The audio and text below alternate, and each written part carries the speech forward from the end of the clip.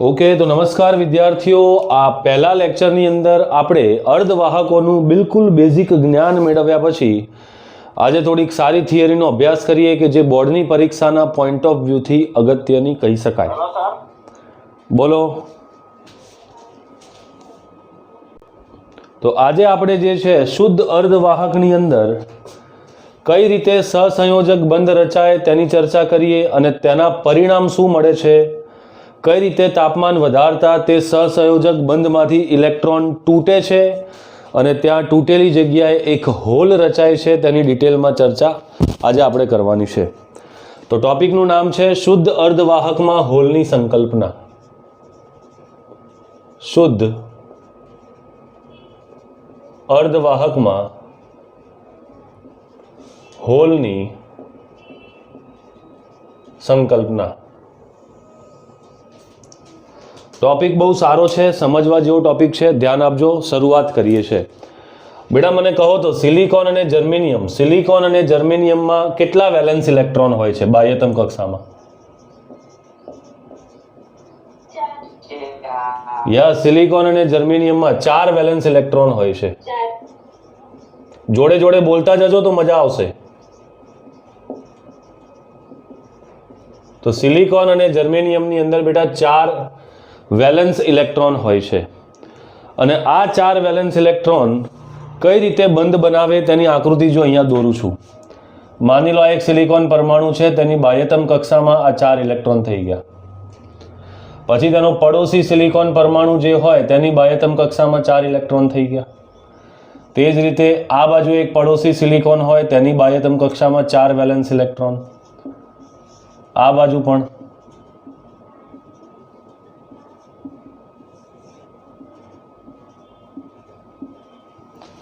हवे आमां थाय शुं के आ सिलिकॉन परमाणुनो आ एक इलेक्ट्रॉन छे ते आ सिलिकॉनना एक इलेक्ट्रॉन साथे सहसंयोजक बंधथी जोड़ाय। पछी आ सिलिकॉन परमाणुनो एक इलेक्ट्रॉन तेना पड़ोसी सिलिकॉनना एक इलेक्ट्रॉन साथे सहसंयोजक बंधथी जोड़ाय। ते ज रीते अहींया पण सहसंयोजक बंध रचाय, अहींया पण सहसंयोजक बंध रचाय। तो ए रीते आपणे आकृति अहींया पूरी करी दीए, कारण के आकृतिनी आजना लेक्चरमां घणी जरूर पड़वानी छे आपणने।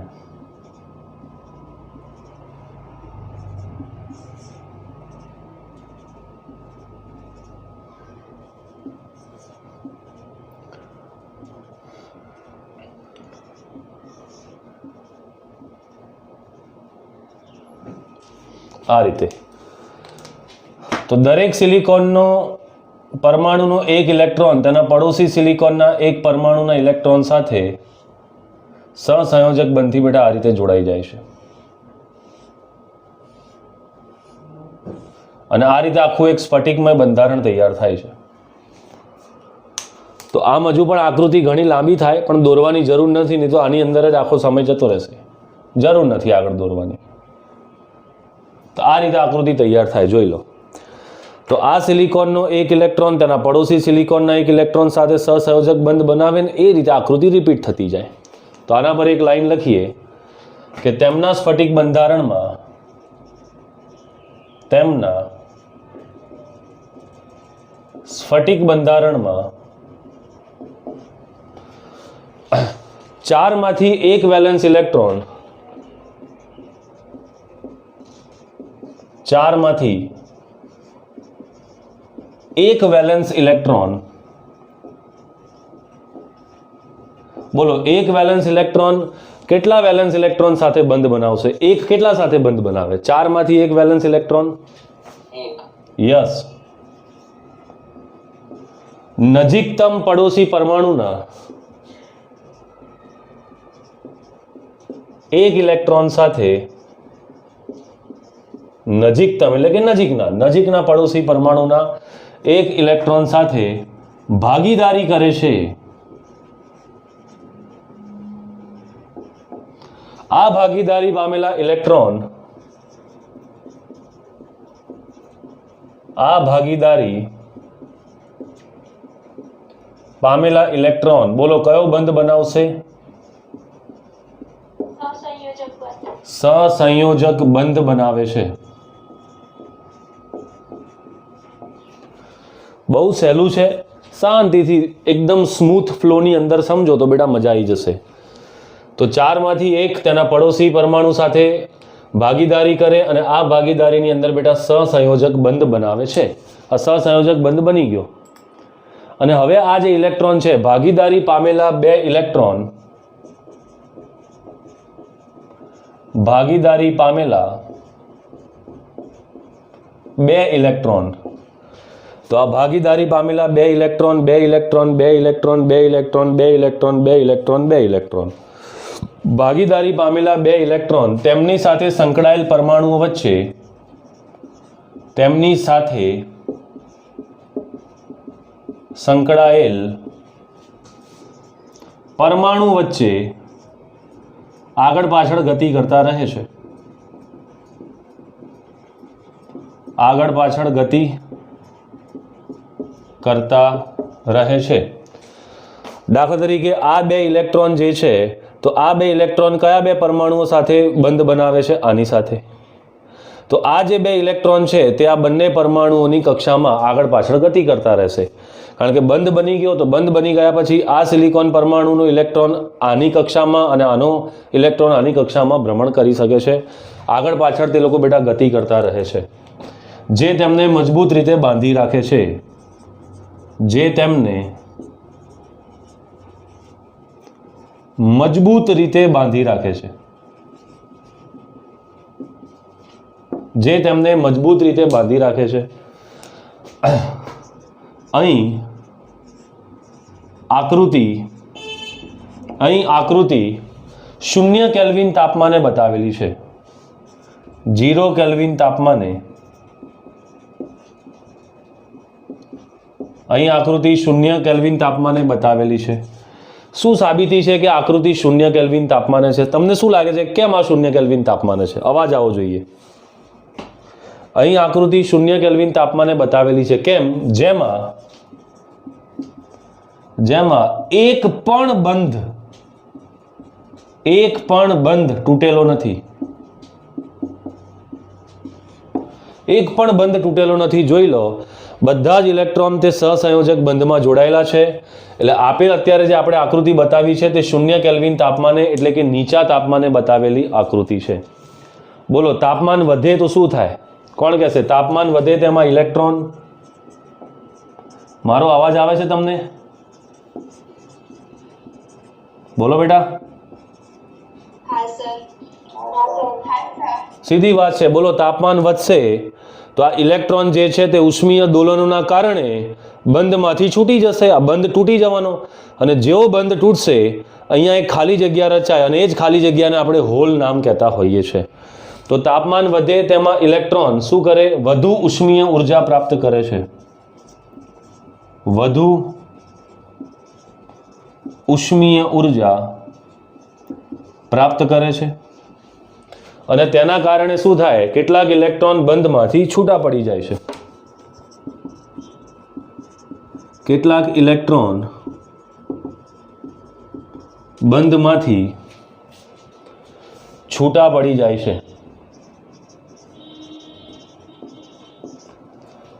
તો બેટા, તાપમાન વધે એટલે આ સહસંયોજક બંધમાંના ઇલેક્ટ્રોન વધુ ઉષ્મીય ઉર્જા મેળવતા આ ઇલેક્ટ્રોન બંધમાંથી તૂટીને મુક્ત થઈ જાય છે, અને ત્યાં એક ખાલી જગ્યા એમ્પ્ટી સ્પેસ ત્યાં આગળ રચે છે, છૂટા પડી જાય છે. અને આ મુક્ત ઇલેક્ટ્રોન વિદ્યુત વહનમાં ભાગ લે છે.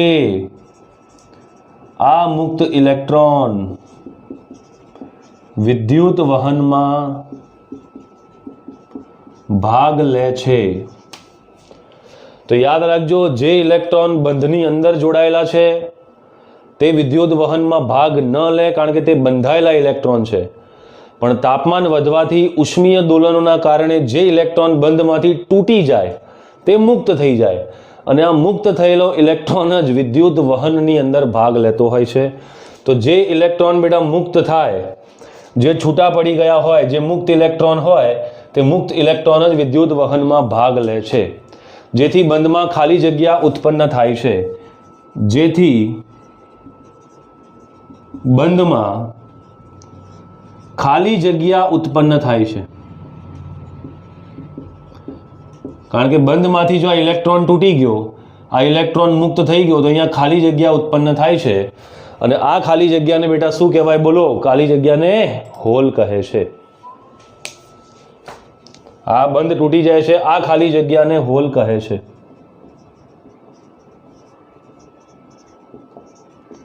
આ ખાલી જગ્યાને હોલ કહે છે, હોલ કહેવાય. અહીં હોલ એ કોઈ વાસ્તવિક કણ નથી. યાદ રાખજો, ઇલેક્ટ્રોન વાસ્તવિક કણ છે પણ હોલ એક ખાલી જગ્યા છે. તો હોલને તમે વાસ્તવિક કણ ન માની લેતા. આ તો તમે બેન્ચ પર બેઠા છો અને ઊભા થઈ જાઓ તો બેન્ચ કેવી જગ્યા ખાલી થઈ ગઈ, બસ એવું જ કંઈક છે. તો બંધમાંથી જે ઇલેક્ટ્રોન તૂટ્યો તે બંધમાં જે ખાલી જગ્યા પડી તે ખાલી જગ્યા હોલ છે. હવે કોઈ ખાલી જગ્યાને વાસ્તવિક કણ થોડી કહેવાય. એટલે અહીં લખી શકાય હોલ કહે છે. અહીં હોલ એ વાસ્તવિક કણ નથી. અહીં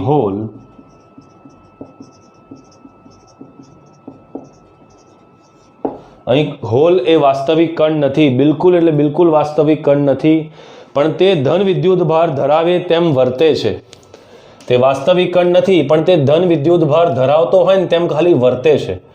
એક આભાસી કણ છે. તમે કહેશો સર આપણને કઈ રીતે ખબર પડી કે તેને ધન વિદ્યુત ભારની જેમ વર્તે છે? તેવું જ કહી શકાય. કારણ કે બેટા આમાં થાય શું કે બીજો કોઈ બંધ તૂટ્યો હોય તો તે બંધનો મુક્ત ઇલેક્ટ્રોન આ હોલમાં આવીને બેસી જાય.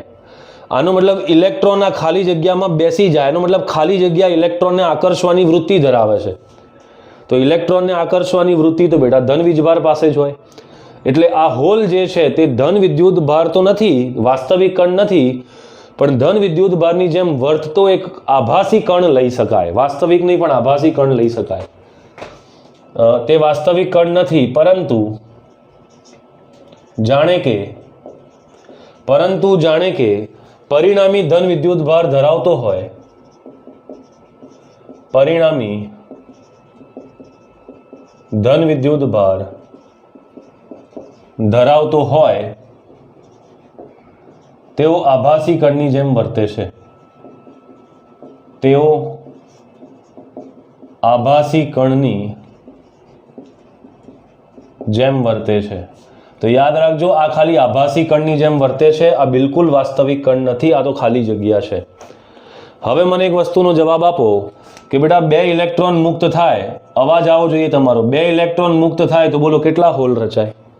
2. 3 ઇલેક્ટ્રોન મુક્ત થાય તો કેટલા હોલ રચાય? 3. તો આની અંદર ક્લિયર ખબર પડે છે કે શુદ્ધ અર્ધવાહકની અંદર, શુદ્ધ અર્ધવાહકમાં જેટલા ઇલેક્ટ્રોન હોય છે તેટલા જ હોલ હોય છે. એટલે ઇલેક્ટ્રોનની સંખ્યા ઘનતા અને હોલની સંખ્યા ઘનતા સરખી હોય છે, જેને આપણે Ni કહી શકીએ. Ne અને NH ઇલેક્ટ્રોનની સંખ્યા ઘનતા અને હોલની સંખ્યા ઘનતા સરખી હોય છે, જેને Ni કહેવાય. જ્યાં Ni એ શુદ્ધ વાહકોની સંખ્યા છે, જ્યાં Ni એ શુદ્ધ વાહકોની સંખ્યા છે, અથવા તેને અંતર્ગત અર્ધવાહકો, અંતર્ગત વિદ્યુતભાર વાહકો પણ કહી શકાય. અહીંયા લખી દઉં છું, Ni ને અંતર્ગત વિદ્યુતભાર વાહક પણ ગણી શકાય. હવે મારો પ્રશ્ન છે કે આમાં શુદ્ધ શબ્દ કેમ લાગ્યો છે અર્ધવાહકની અંદર? કારણ કે આની અંદર બેટા બધા જ સિલિકોન પરમાણુઓ જ બંધ બનાવેલો છે. આપણે બહારથી કોઈ પણ પ્રકારની અશુદ્ધિ ઉમેરી નથી. તમે કેમિસ્ટ્રીની અંદર પણ ભણી ગયા છો. બોલો, અશુદ્ધિ ઉમેરવાની પ્રક્રિયાને શું કહેવાય? અર્ધવાહકમાં ડોપિંગ કહેવાય. તો આપણે હજુ આની અંદર કોઈ પણ પ્રકારની અશુદ્ધિ ઉમેરી નથી. એટલે આ પ્રકારના અર્ધવાહકને શુદ્ધ અર્ધવાહક કહેવાય. અને શુદ્ધ અર્ધવાહકની અંદર ઇલેક્ટ્રોનની સંખ્યા ઘનતા અને હોલની સંખ્યા ઘનતા હંમેશા સરખી આવશે, અને જેને આપણે Ni વડે દર્શાવતા હોઈએ છીએ. બોલો, ક્લિયર થઈ ગયું? તો આગળ વધી જઈએ. ચાલો નેક્સ્ટ આગળ જઈએ. બીજો ટોપિક. તો આકૃતિ તો આની આ જ રાખીએ છીએ.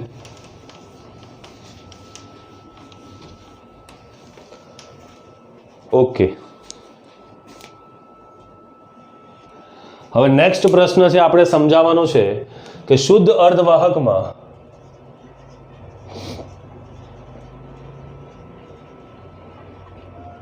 તો શુદ્ધ અર્ધવાહકમાં ઇલેક્ટ્રોન અને હોલ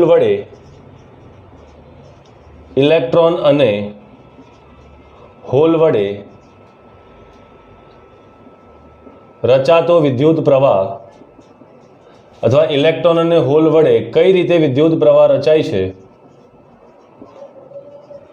કઈ રીતે વિદ્યુત પ્રવાહ રચાય છે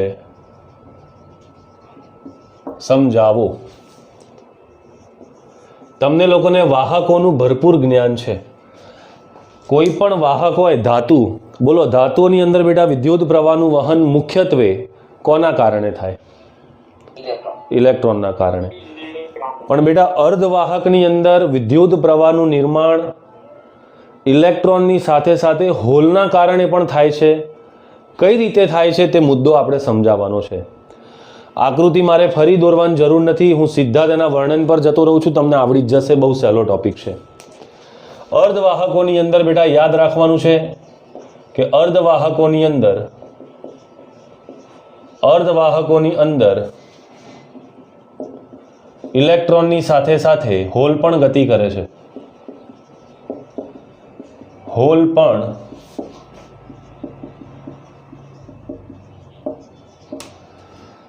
તો અર્ધવાહકોની અંદર ઇલેક્ટ્રોનની સાથે સાથે બેટા હોલ પણ ગતિ કરતા હોય છે.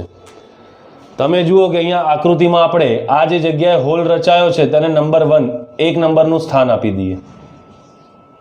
આ 1 નંબરનું સ્થાન આપી દીધું મેં આ જગ્યાને. તો અહીં તમે જુઓ કે આકૃતિમાં દર્શાવ્યા મુજબ અહીં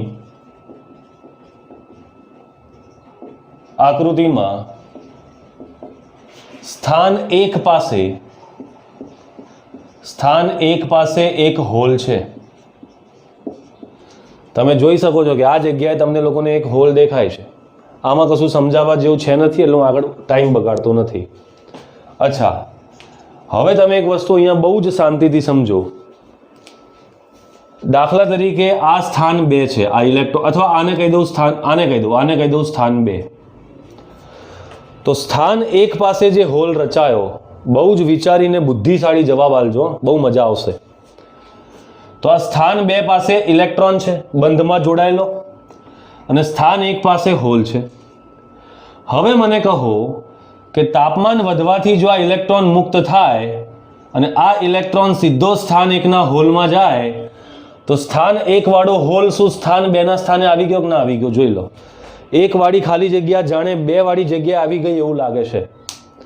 તો તમે જુઓ, ઇલેક્ટ્રોનની ગતિ આ તરફ થઈ, આ તરફ, અને હોલની ગતિ આ તરફ થઈ. એમાં વાસ્તવિક ગતિ કોની? તો ઇલેક્ટ્રોનની. ખરેખર તો ઇલેક્ટ્રોન ગયો છે, પણ અહીંથી તૂટેલો ઇલેક્ટ્રોન જ્યારે આ હોલમાં ગયો તો આ હોલ જાણે અહીં રચાઈ ગયો. જુઓ, એવું જ લાગે છે. બની શકે કે અહીંયા કોઈ બંધ બન્યો હશે આ રીતે. માની લો અહીંથી આ ઇલેક્ટ્રોન તૂટ્યો. હવે આ ઇલેક્ટ્રોન તૂટીને જો આ હોલની અંદર બેસી જાય તો આ હોલ જાણે ગતિ કરીને અહીં આવી ગયો એવું લાગે.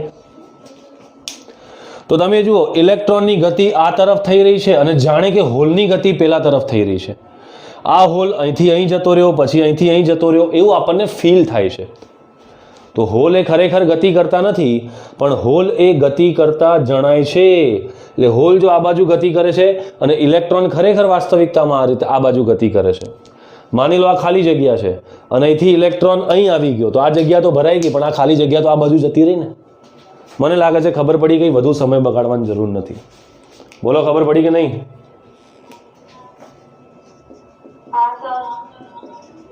તો બોલો, તાપમાન વધતા સ્થાન 2 પાસેનો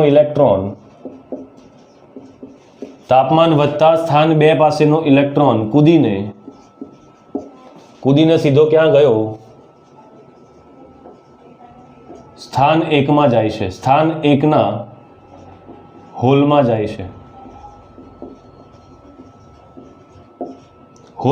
છે, તો ઇલેક્ટ્રોન 2 માંથી કૂદીને 1માં આવી ગયો. તો બોલો, હોલ 1 માંથી કૂદીને જાણે ક્યાં જતો રહ્યો? અવાજ આવવો જોઈએ.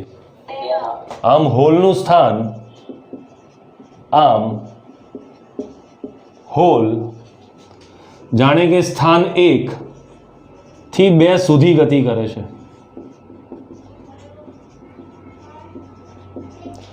તો ઇલેક્ટ્રોન જાણે 2 માંથી 1 માં ગતિ કરે છે અને હોલ જાણે કે 1 માંથી 2 માં ગતિ કરે છે, વિપરીત દિશામાં ગતિ કરે છે. અચ્છા, મુક્ત ઇલેક્ટ્રોન સ્વતંત્ર રીતે વાહક ઇલેક્ટ્રોન તરીકે ગતિ કરે છે. વાહક ઇલેક્ટ્રોન તરીકે ગતિ કરે છે. તમારામાંથી કેટલાનું માનવું છે કે 2 માંથી ઇલેક્ટ્રોન જે 1 માં ગયો તેને મુક્ત ઇલેક્ટ્રોન કહેવાય કે ના કહેવાય? 2 માંથી જે ઇલેક્ટ્રોન 1 માં ગયો તેને મુક્ત ઇલેક્ટ્રોન કહેવાય કે ના કહેવાય? તો ના કહેવાય. કારણ કે તે 2 માંથી મુક્ત થયેલો ઇલેક્ટ્રોન 1ના હોલમાં જઈને બેસી ગયો એટલે તે ઇલેક્ટ્રોન બંધાઈ ગયો. તો આવા જે ઇલેક્ટ્રોન મુક્ત થઈને બંધાઈ જાય તે વિદ્યુત વહનમાં ભાગ લેતા નથી. પણ જે મુક્ત ઇલેક્ટ્રોન હોય, સ્વતંત્ર રીતે જે મુક્ત ઇલેક્ટ્રોન હોય તે જ વાહક ઇલેક્ટ્રોન તરીકે વર્તતા હોય છે. બાકીના ઇલેક્ટ્રોન બંધિત ઇલેક્ટ્રોન હોય છે અને આ બંધિત ઇલેક્ટ્રોનના લીધે હોલની ગતિ સમજી શકાય છે કે આ ઇલેક્ટ્રોન અહીં બંધાઈ ગયો તો હોલની ગતિ સમજી શક્યા. તો મુક્ત ઇલેક્ટ્રોન એ વિદ્યુત વહનમાં ભાગ લે છે, જ્યારે બંધિત ઇલેક્ટ્રોન હોલ વહનમાં ભાગ લે છે. તો હોલના વહન માટે જવાબદાર ઇલેક્ટ્રોન બંધિત ઇલેક્ટ્રોન કહેવાય અને વિદ્યુત પ્રવાહના વહન માટે જે જરૂરી ઇલેક્ટ્રોન હોય તે મુક્ત ઇલેક્ટ્રોન કહેવાય. બંને અલગ અલગ છે. મને એવું લાગે છે તમને ખબર પડે છે. દાખલા તરીકે આપણે આ બાજુના છેડાને ધન સ્થિતિમાને રાખીએ અને આ બાજુના છેડાને ઋણ સ્થિતિમાને રાખીએ તો તમે જુઓ ઇલેક્ટ્રોન ધન છેડા તરફ ગતિ કરતા હોય તેવું લાગે છે. આ ઇલેક્ટ્રોન જે છે તે ધન છેડા તરફ ગતિ કરે તેમ લાગે છે આપણને. તો ઇલેક્ટ્રોન જાણે ધન છેડા તરફ ગતિ કરે અને હોલ જાણે ઋણ છેડા તરફ ગતિ કરે તેવું લાગે છે. અને આપણને ખબર છે બેટા, ધનથી ઋણ તરફ શું ઉત્પન્ન થાય? વિદ્યુત ક્ષેત્ર. તો હવે અહીંયા લખીએ વિદ્યુત ક્ષેત્ર, જેના લીધે બાહ્ય વિદ્યુત ક્ષેત્રની અસર હેઠળ બાહ્ય વિદ્યુત ક્ષેત્રની અસર હેઠળ ઇલેક્ટ્રોન પ્રવાહ IE રચાય છે. તો ઇલેક્ટ્રોનની ગતિ બેટા આ તરફ થઈ, તો આ તરફની ગતિથી ઇલેક્ટ્રોન પ્રવાહ રચાયો IE અને હોલની ગતિ પેલી બાજુ થઈ રહી છે, ઋણ છેડા તરફ થઈ રહી છે. તો બોલો વિદ્યુત ક્ષેત્રની અસર હેઠળ હોલ કયા સ્થિતિમાન તરફ ગતિ કરે છે, ધન કે ઋણ? બોલો ભાઈ. તો વિદ્યુત ક્ષેત્રની અસર હેઠળ હોલ ઋણ સ્થિતિમાન તરફ ગતિ કરતા જણાય છે. હોલ તે ઋણ સ્થિતિમાન તરફ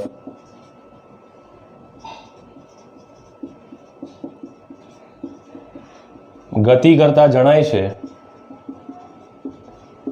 અને તેમની ગતિથી રચાતો પ્રવાહ અને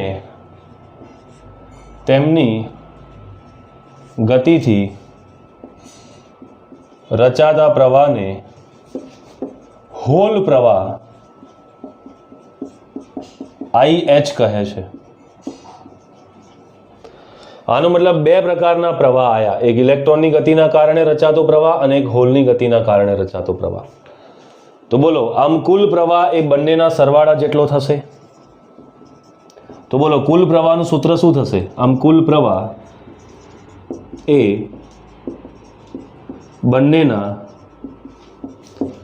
સરવાળા જેટલો થાય. બોલો શું થશે તેનું સૂત્ર? I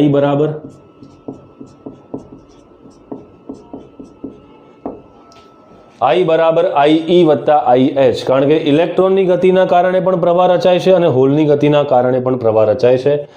એમાં વાસ્તવિકતામાં ઇલેક્ટ્રોન ખરેખર ગતિ કરે છે, પણ હોલ આપણને ગતિ કરતા ખાલી જણાય છે, આભાસ થાય છે કે આ ખાલી જગ્યા અહીં જતી રહી, આ ખાલી જગ્યા અહીં જતી રહી. વાસ્તવિકતામાં આ ઇલેક્ટ્રોન અહીં આવ્યો ને આ ઇલેક્ટ્રોન અહીં આવ્યો, એટલે આ ખાલી જગ્યા અહીં જતી રહી ને આ ખાલી જગ્યા અહીં જતી રહી. તો આ રીતે તમારે આ ટોપિક બેટા સમજવાનો હતો.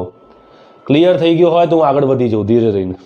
બોલો, આવડી ગયું? ચાલો.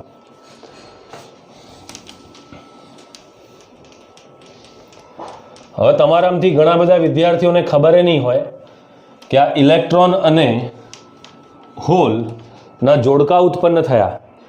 આ ઇલેક્ટ્રોન અને હોલના જોડકા ઉત્પન્ન થયા. અહીંથી ઇલેક્ટ્રોન તૂટે એટલે ઇલેક્ટ્રોન અને હોલનું જોડકું ઉત્પન્ન થાય. પણ બેટા ઇલેક્ટ્રોન અને હોલના જોડકા ઉત્પન્ન થવાનો દર અને તે જ ઇલેક્ટ્રોન હોલમાં ફરી પાછો સંયોજ આવવાનો દર સરખો જ હોય છે. યાદ રાખજો. આના ઉપર ડિટેલમાં ચર્ચા કરી શકાય પણ સમય બગાડવા જેવો નથી આની અંદર, કારણ કે એક્ઝામ લક્ષી બહુ ઓછું છે. તો બંધમાંથી જ્યારે ઇલેક્ટ્રોન તૂટે તો ઇલેક્ટ્રોન અને હોલનું જોડકું રચાય, પણ કોઈના કોઈ ઇલેક્ટ્રોન તે હોલમાં ફરી સંયોજાય એટલે ઇલેક્ટ્રોન અને હોલનું પુનઃ સંયોજન થાય. એટલે ઇલેક્ટ્રોન અને હોલના જોડકા ઉત્પન્ન થવાનો દર અને ઇલેક્ટ્રોન અને હોલના પુનઃ સંયોજનનો દર હંમેશા સરખો જ હોય છે, ઓલવેઝ. ચાલો, તો અહીં આપણે બેટા શુદ્ધ અર્ધવાહકની ડિટેલમાં ચર્ચા કરી દીધી. પણ હવે આપણે આ શુદ્ધ અર્ધવાહક જે છે, આ શુદ્ધ અર્ધવાહકની કંઈક લિમિટેશન છે, મર્યાદા છે. અને એ મર્યાદા એવી છે કે શુદ્ધ અર્ધવાહકની જે વાહકતા છે તે વધારે પ્રમાણમાં હોતી નથી, ઓછી હોય છે. તો શું આપણે વાહકતા વધારવા માટે કોઈ પ્રયોગ કરી શકીએ? હા, કરી શકીએ. આપણે હવે શું કરીશું કે શુદ્ધ અર્ધવાહકની વાહકતા વધારવા માટે તેની અંદર બહારથી શું ઉમેરીશું? અશુદ્ધિ. અને આ અશુદ્ધિ ઉમેરવાની પ્રક્રિયાને તમે લોકો હમણાં જ મને કીધું શું કહેવાય? અશુદ્ધિ ઉમેરવાની પ્રક્રિયાને ડોપિંગ કહે છે, એને ડોપિંગ કહે છે. તો હવે આપણે અહીંયા લખીએ છીએ અશુદ્ધિઓનો ઉપયોગ શા માટે જરૂરી છે?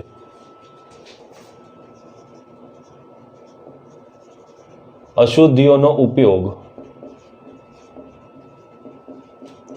કેમ જરૂરી છે?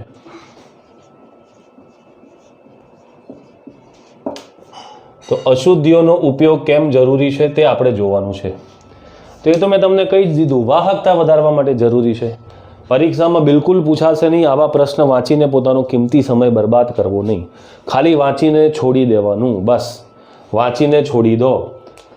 તો બેટા શુદ્ધ અર્ધવાહકની વાહકતા, શુદ્ધ અર્ધવાહકની વાહકતા તાપમાન પર આધાર રાખે છે. કેમ તાપમાન પર આધાર રાખે? બોલો, કોણ કહેશે? અરે ભાઈ સાહેબ, તાપમાન વધારો જેટલું વધારો એટલા સહસંયોજક બંધમાંથી ઇલેક્ટ્રોન છૂટા પડે. જેટલા વધુ છૂટા પડે તેટલો વધુ પ્રવાહ રચાય. જેટલો વધુ પ્રવાહ રચાય તેટલી વાહકતા વધે. તમને ખબર છે, પ્રવાહ વધે આનો મતલબ વાહકતા વધી ને. આનો મતલબ શુદ્ધ અર્ધવાહકની વાહકતા એ બેટા તાપમાન પર આધાર રાખે છે. તાપમાન પર આધાર રાખે છે. તાપમાન વધારતા વાહકતા વધે છે.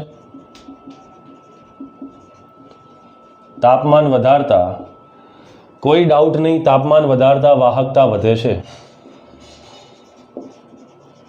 તાપમાન વધારો તો વાહકતા વધતી જાય છે.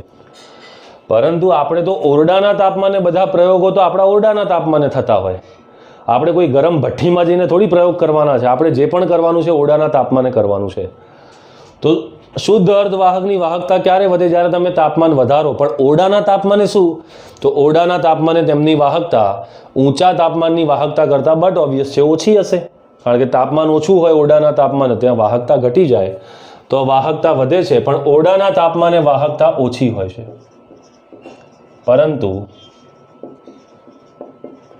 ઓરડાના તાપમાને તેમની વાહકતા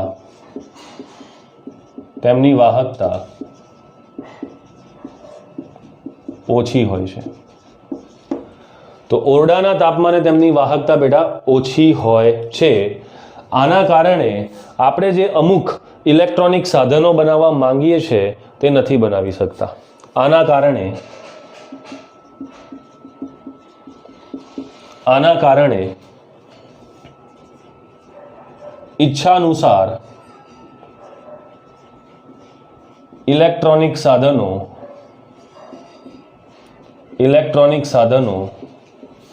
ન બનાવી શકાય.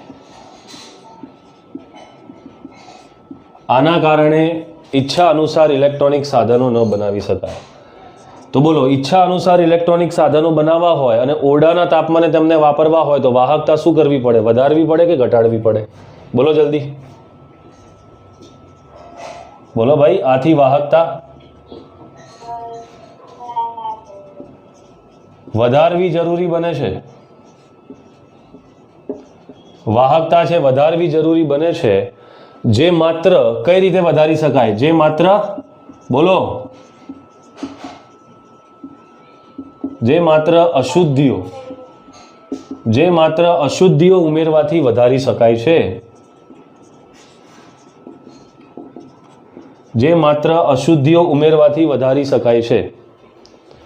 અને અશુદ્ધિ ઉમેરવાથી આપણે વાહકતા વધારી શકીએ છીએ. અને અશુદ્ધિ ઉમેરવાનું જે પ્રમાણ છે, અશુદ્ધિ ઉમેરવાનું પ્રમાણ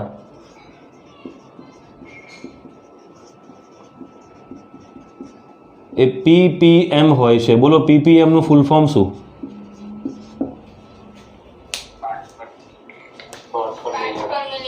યસ, પાર્ટ્સ પર મિલિયન. એટલે એવું નહીં કે વાહકતા વધારવા માટે અશુદ્ધિઓ ધનાધન તમે અંદર નાખ જ કરો. અશુદ્ધિ ઉમેરવાનું એક પ્રમાણ ફિક્સ છે, તે છે ppm. આનો મતલબ 1 મિલિયન તમે સિલિકોન કે જર્મેનિયમના પરમાણુની અંદર એક જ ભાગ અશુદ્ધિનો ઉમેરી શકો છો. વધારે ન ઉમેરી શકાય, નહીં તો તેનું સ્ફટિક બંધારણ વિકૃત થઈ જાય. અને તેના કારણે કયા કયા આપણને ગેરલાભ થાય તે ડિટેલમાં ચર્ચા આપણા સિલેબસમાં નથી, તો હું કરતો નથી. એટલે કે તમારે 1 મિલિયન સિલિકોન કે જર્મેનિયમની અંદર એક જ ભાગ તમારે અશુદ્ધિનો ઉમેરવાનો હોય છે. હા કે ના? બોલો, ક્લિયર થયું કે નહીં? આના પછી નેક્સ્ટ જોઈએ. આ ચેપ્ટર કહું છું ને, તમે જો શાંતિથી ચોપડો બનાવી દીધો, 2-4 વાર વાંચી લીધું, મને નથી લાગતું કે આ ચેપ્ટર કોઈ વિદ્યાર્થીને અઘરું લાગે. આ ચેપ્ટરમાં કોઈ મેથેમેટિકલ સ્ટેપ જ નથી. બસ નિબંધ લખતા હોઈએ ને જાણે હાથી પર કે ગાય પર, એવું જ લાગે. થિયરી જ છે. ચલો, હવે પ્રશ્ન છે ડોપિંગ અને ડોપેન્ટ કોને કહે છે? ડોપિંગ અને ડોપેન્ટ કોને કહેવાય? બોલો, ડોપિંગ કોને કહેવાય બેટા? એ તો તમને આવડે જ છે. કોને કહેવાય ડોપિંગ? ડોપિંગ કોને કહેવાય? કોની અંદર ઉમેરવાની? કેવા અર્ધવાહકમાં? શુદ્ધ અર્ધવાહકમાં યોગ્ય અશુદ્ધિ ઉમેરવાની પ્રક્રિયાને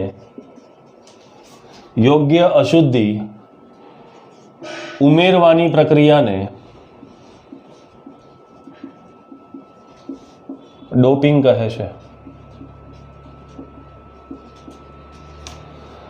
તો શુદ્ધ અર્ધવાહકની અંદર જે તમે ડોપિંગ ઉમેરો છો, જેનાથી વાહકતા વધે છે, તે પ્રક્રિયાને બેટા ડોપિંગ કહેવામાં આવે છે. અને આ અશુદ્ધ પરમાણુઓને, જે તમે અશુદ્ધિ ઉમેરો તે અશુદ્ધ પરમાણુઓને, બોલો શું કહેવાય? આ અશુદ્ધ પરમાણુઓને ડોપન્ટ કહે છે. તો તમે જે આ પરમાણુઓ ઉમેરો તેને ડોપન્ટ કહેવાય, પણ જે પ્રક્રિયા થઈ ને એને ડોપિંગ કહે છે. તો તમે જે અશુદ્ધિ બહારથી ઉમેરવાના તેને બેટા ડોપેન્ટ કહેવામાં આવે છે. મને લાગે તમને ખબર પડી ગઈ. બોલો ભાઈ. ડોપિંગ બાદ બનતા અર્ધવાહકને અથવા અશુદ્ધ અર્ધવાહકને,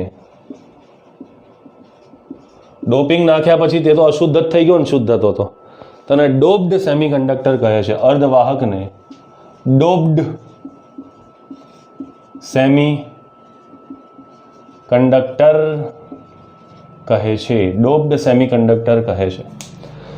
તો અશુદ્ધિ ઉમેરવાની પ્રક્રિયાને ડોપિંગ કહેવાય. તમે જે અશુદ્ધિના પરમાણુઓ ઉમેરો છો તેને ડોપેન્ટ કહેવાય. અને ડોપિંગ પછી જે અશુદ્ધ અર્ધવાહક બને તેને ડોપ્ડ સેમિકન્ડક્ટર કહેવામાં આવે છે. હા કે ના? બોલો, ક્લિયર થયું કે નહીં? ચલો, હવે એક નાનકડો સરખો 2 મિનિટનો ટોપિક તમારી સાથે ચર્ચામાં લઈ લઉં અને પછી આપણે કાલે નવા ટોપિક તરફ પ્રયાણ કરીશું. ટોપિક છે ડોપેન્ટ્સ કેવો હોવો જોઈએ? ડોપેન્ટ્સ કેવો હોવો જોઈએ અને તેના પ્રકાર. તો ડોપેન્ટ કેવું હોવું જોઈએ? પેલા અશુદ્ધ પરમાણુઓ જે તમે બહારથી મિર્ચ મસાલા ઉમેરો છો તે કેવા હોવા જોઈએ? બટ ઓબ્વિયસ છે સારી કંપનીના હોવા જોઈએ, નહીં તો પેટ બગડી જાય. ના, એવું નથી. આની અંદર તો ડોપેન્ટ કેવો હોવો જોઈએ? સીધી વાત છે, ડોપેન્ટ એવો હોવો જોઈએ કે જે આપણા સ્ફટિક ઓરિજિનલ શુદ્ધ સ્ફટિક બંધારણ જે છે તેને વિકૃત ન કરે. તો પહેલી લાઈન શું લખાય? ડોપેન્ટ કેવો હોવો જોઈએ? કે જે શુદ્ધ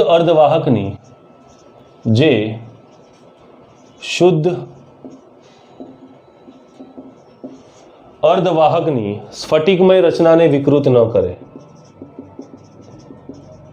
સ્ફટિકમય રચનાને વિકૃત ન કરે. તો શું તેના માટે ગમે તે પરમાણુ ઉમેરીને નાખી દેવાય? ના. જો તે આપણા ઓરિજિનલ સ્ફટિકમય બંધારણને વિકૃત ન કરે તેના માટે આપણી જે ડોપન્ટ ઉમેરવાની જે ચોઈસ છે તે એક સંપૂર્ણ હોવી જોઈએ, વ્યવસ્થિત હોવી જોઈએ. તો એના માટે આપણે શું કરવું? આ માટેની શરત એ છે કે ડોપેન્ટ પરમાણુઓના પરિમાણ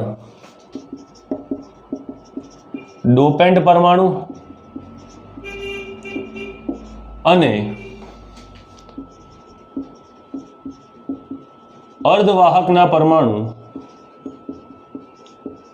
ના પરિમાણ બોલો કેવા? અલગ અલગ કે સમાન હોવા જોઈએ? બોલો ભાઈ.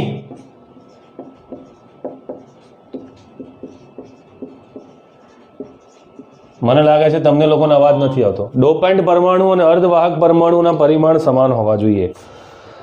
ભાઈ સીધી વાત છે. તમને એક મસ્ત એક્ઝામ્પલ આપું. એકદમ પાતળી પ્લાસ્ટિકની હલકી ફુલકી ખુરશી છે અને તેના પર તમે ભીમ જેવો માણસ બેસાડી દો તો શું તે માણસ તે ખુરશી પર પોતાનું સ્થાન લઈ શકે? ના લઈ શકે. તો તેવી હલકી ખુરશી પર તમારે હલકો જ માણસ બેસાડવો પડે. આનો મતલબ તમે જે ડોપેન્ટ પરમાણુ નાખો છો, જે અર્ધવાહક પરમાણુમાં નાખો છો, તે બંનેના પરિમાણ બેટા સમાન હોવા જોઈએ. સીધી વાત છે. અલગ અલગ હશે તો નહીં ચાલે. હવે તેના માટે આપણે કેવા પસંદ કરવાના?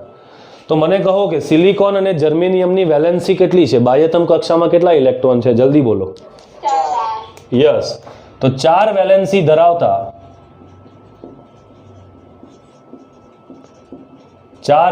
ધરાવતા સિલિકોન અને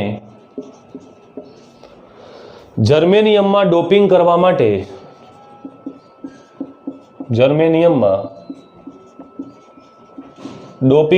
માટે બે પ્રકારના ડોપેન્ટ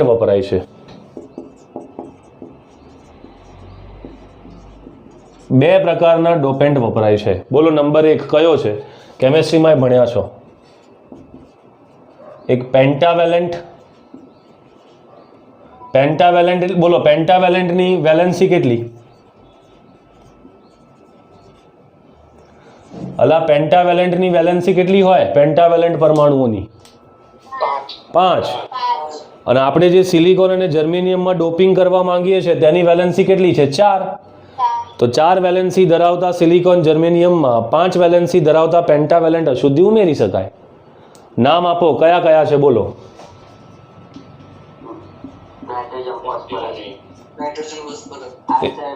એક છે આર્સેનિક છે,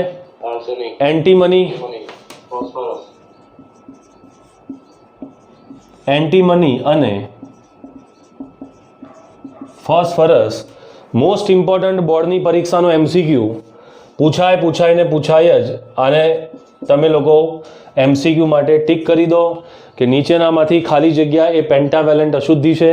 તો બેટા પેન્ટાવેલેન્ટ અશુદ્ધિ, તમે કેમિસ્ટ્રીના વિદ્યાર્થીઓ છો એટલે તમને મારે સમજાવવાની જરૂર ના હોય. તમે બેટર જાણો છો મારા કરતાં કે આ બધાની 5 વેલેન્સી ધરાવે છે. અને બીજી કઈ આવે? બોલો. બીજી આવે ટ્રાયવેલેન્ટ અશુદ્ધિ.